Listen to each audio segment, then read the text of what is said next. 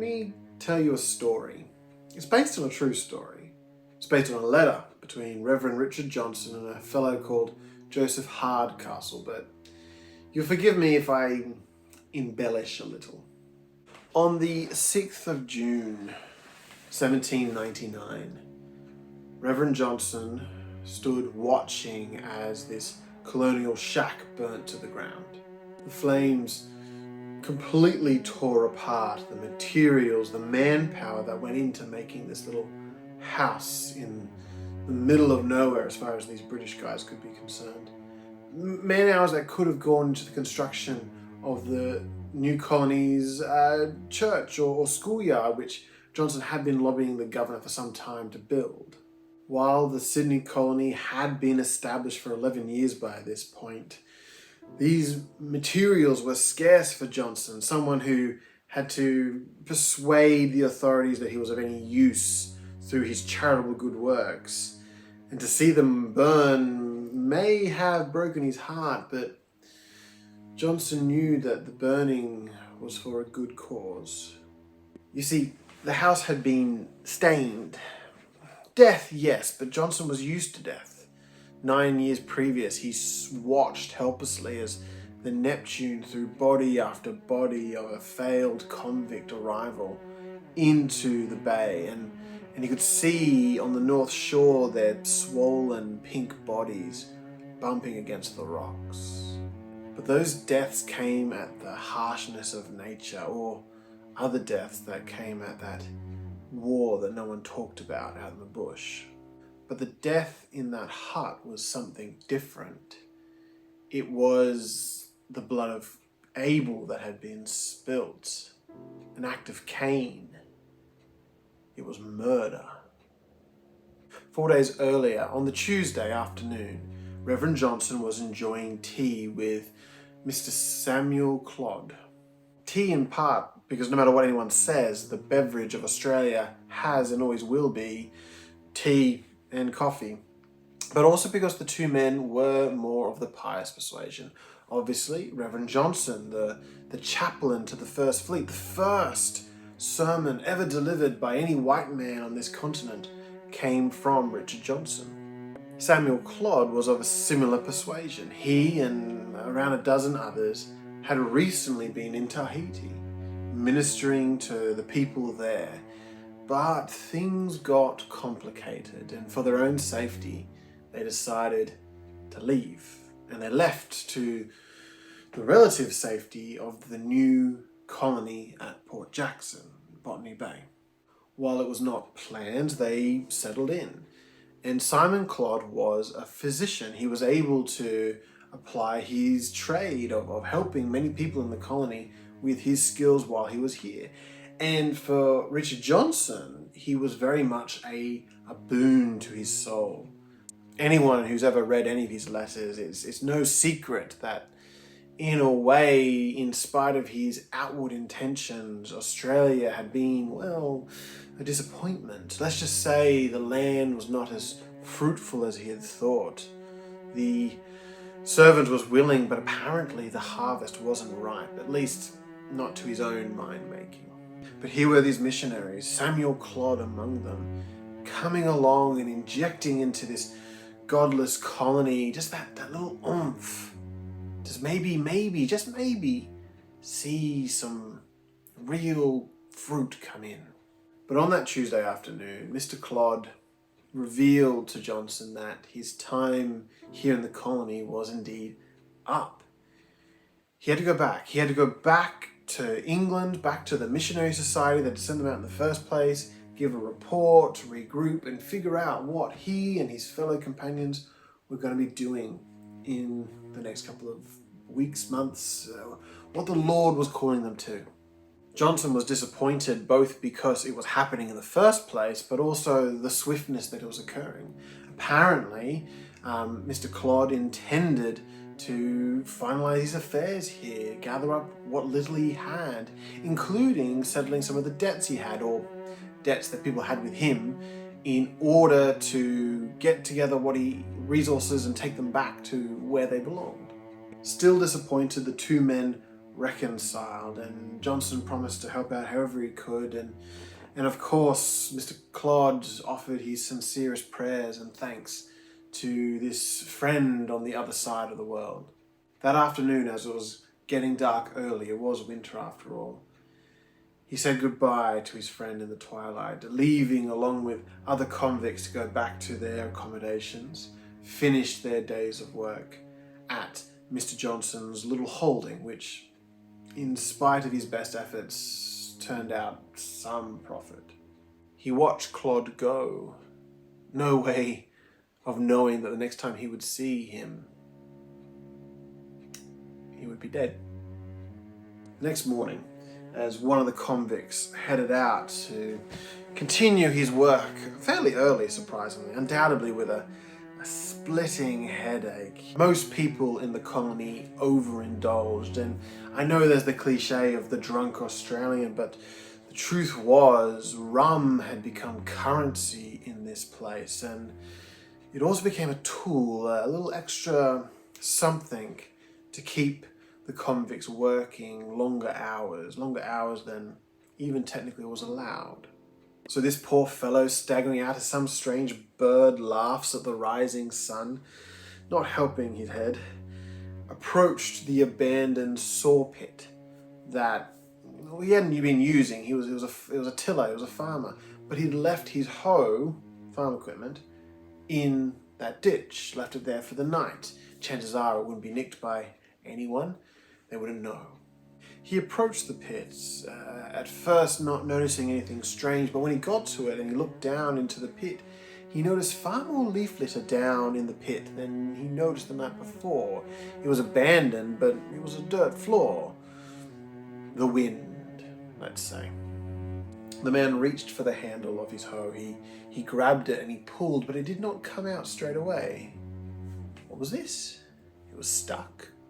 He pulled and pulled, perhaps on a branch, and finally, as it came free, something else did. A hand caked in blood. Shock, undoubtedly, reeling back at what he had just discovered. It was a body, a dead body. He cried out, and soon other convicts who were also coming out for their early morning duties came across at his shocked cries. Undoubtedly, there was probably scurried conversation. Well, what do we do? We're convicts, we're not trusted as it is, and now we've been found with a body. But before they could plan any sort of subterfuge, the local authority turned up, a member of the New South Wales Corps, one Private Jones. Hearing the kerfuffle, he declared, "What was all this then?" But quickly his eyes too were drawn into the pit, and the hand. He didn't hesitate. He leapt down into the pit, he cleared the leaf litter, and his face was a fury. "Mr. Clode! My God, this is Mr. Clode!" Private Jones jumped out of the saw pit. The convicts could see that he was in a flap and in a rage, calling out, Who found the body? Who found the body?" What else could he do? The convict said, "I did. I found it." But before he could offer any explanation, Private Jones seized him. "You come with me, son." And off he stormed. Others soon were gathering in the space. It didn't take long for word to spread. Some went to the saw pit. They wanted to sort of see the body, then clear the body, but also investigate the body. But others followed Private Jones and this poor convict that had been swept up in these events. It seemed Mr. Jones had every intention of, on the spot, bringing this convict to justice. With speed and rage, Private Jones brought this convict to the center of authority. He brought the man, he threw him down, he began to declare that this man had murdered the good and honest Mr. Clode. When asked for evidence, Mr. Jones said that the man was found with the body, practically red-handed. He had to see justice done. He swore that justice would be done. Private Jones himself had a connection to Mr. Clode. You see, many weeks ago, he had been injured. And although he did not have to, Mr. Clode had come and visited Private Jones day after day to look at, to dress, to treat his hand, and to ensure that the infection would not spread. Private Jones swore that he would not have this arm if it had not been for Mr. Clode, and he swore by this arm that he would see justice done. Needless to say, the convict protested his innocence, Jones shouting him down, silencing him. You commit this crime and then declare innocence? By this point, even the governor had heard of what was going on and had arrived to assess the scene. Reverend Johnson, shocked, barely able to believe his ears, but not willing to go and look with his own eyes, had come to this point where Private Jones was to find out if it was true. Was Mr. Clode really dead? Well, indeed he was, and apparently Private Jones had captured the man who had committed the heinous crime. But no evidence to prove anything. And as laissez-faire these men were with, land in this colony, they were ones for rules, innocence till proven guilty and all of that. It was at that point that some people who had been at the crime scene had come to join the throng. "Are you Private Johnson?" one of them asked. Private Johnson confirmed, confused. "You and your wife, your lodgings, you live on the street down that way, do you not?" "Yes, I do," the private revealed. "And tell me, good private, are these yours?" At which point the investigators presented to the group and the governor an axe, a knife, and some rags, all covered in blood. The axe, actually, according to accounts, even had a bit of brain matter still dried on. A look of terror came across Private Jones's face. And it's at this point that this whole story becomes a little bit, Scooby-Doo, to be perfectly honest. You see, these investigators had been at the saw pit, and they very quickly noticed a trail of mud, a trail of broken sticks, and a trail of blood, which no great geniuses, these investigator types, they just simply followed it. It must have been dark when this body had been moved, for the murderers themselves hadn't noticed the amount of blood that the body was producing. In fact, the closer they got to the crime scene, the more blood there was on this trail. It eventually led to the house of, Private Jones and his wife. I highly doubt these individuals waited for any sort of warrant or approval for anyone. They barged in, they found Mrs. Jones, and she of course protested, but they very quickly found a hastily cleaned floor. And as they investigated further in sort of the washing space of this little hut, they found the axe, the knife, the rag, still red. Now, with these pieces of evidence in tow and Mrs. Jones in tow, they had come to present their findings. In time, they would interview Jones, Mrs. Jones, and another accomplice that was involved in the case, and they would find out what exactly had happened, why this couple who owned Mr. Clode so much had turned so murderous. For indeed, Mr. Clode had treated Private Jones all those weeks ago, but as he got to know these two, as they began to know him, they felt comfortable to ask for a loan of money. Whether he smelt profit or just simply desired to help this couple out, Mr. Clode obliged. He loaned the money to this couple, but needing to return back to England, Mr. Clode returned to them and said, I'll need to gather back that money, please. What the Joneses had used the money on, no one knows, but Clode coming to them saying he needed the money now was not acceptable. They didn't have it. And there were laws against, what they could do if someone didn't pay back a loan. So the Joneses thought of a way they could have their cake and eat it too. They said they would have the money. They promised Clode that they would have the money if he came to them on Tuesday night, late, we've got a lot of work during the day and they'll clean up and come for dinner. And so Clode obliged. At dinner he sat and was entertained by Mrs. Jones or Mr. Jones, locked in conversation, looking one way, when from behind him someone came with an axe. They turned it, and they battered his brains in. Or at least they tried. I hear these things are easier said than done.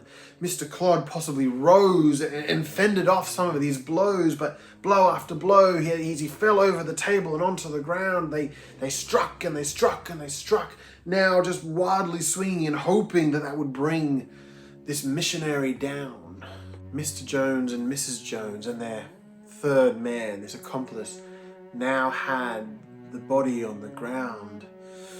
Oh, they would take him. They would find a way to later that night, maybe when less activity was going on, spirit him away. They moved him out of sight of the windows, dropped him in a second room away from prying eyes. But as they made their plans to clean up, a groan from the other room. Was he not dead yet? They watched as the body began to lurch, reach out. The man who had tried to save souls but was now unable to save his own. Desperately, just from an instinct of animal survival, was just trying to get away from there. One of them took the knife, lifted his head, and cut his throat, ending Mr. Clode once and for all. They took the body when the watch was still and quiet out to the workspace. They found the saw pit, they dropped the body in, they hastily hid the body, and Private Jones possibly hatched this plan before, possibly hastily did it that night. That they would find a convict and they would blame the convict, maybe even plant the tools of the murder on them. If it strikes you that these people weren't exactly criminal masterminds, I would say you're probably right. The body was discovered too early. The blood trail was left behind. It was never going to see. And when confronted with the weight of evidence, Mrs. Jones in particular confessed all.